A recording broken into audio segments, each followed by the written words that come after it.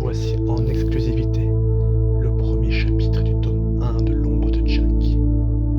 Chapitre 1, 30 avril 1987 à 21h. L'orage grogne depuis un moment et la pluie s'abat sur les fenêtres de ma chambre, comme si elle voulait entrer pour me terrifier davantage.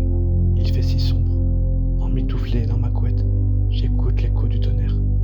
Il est si fort que plaquer mes mains sur mes oreilles ne suffit pas à l'étouffer. Je tremble, telle une feuille prête à tomber, comme en automne.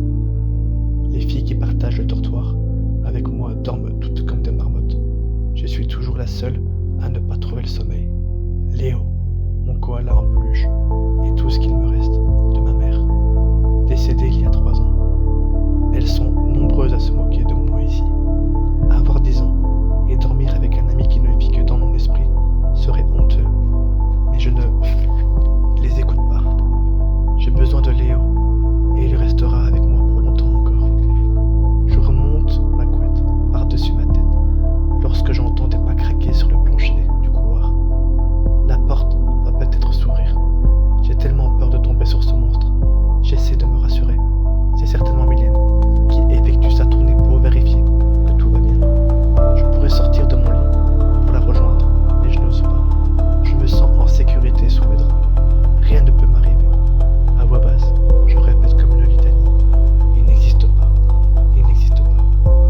Soudain, les bruits s'intensifient. Partout, même à l'étage. Je suis terrifié. Que se passe-t-il? C'est sûrement dans ma tête. Je me fais des films. Léo, aide-moi s'il te plaît. Je le serre fort contre moi.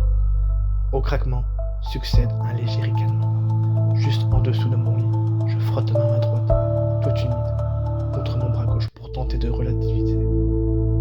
C'est le mot que Maria, une autre dame qui s'occupe de nous, m'a appris. C'est si compliqué. Je sens subitement mon matelas se soulever. Ce n'est pas un rêve, il y a bien quelque chose sous moi. Puis, les coups deviennent si violents que je suis projeté hors du lit, le ventre contre le sol. La terreur remplace la simple peur lorsque j'aperçois ce garçon. Le visage grimé de rouge, hurlé comme dans un film d'horreur. Je crie à mon tour. Les lumières s'allument brusquement, réveillant tout le monde. La porte de la chambre s'ouvre et je me jette dans les bras de Mylène, tandis que les autres filles se mettent à rire de moi. Je ne suis pas folle et je n'ai pas rêvé. Elles le savent très bien.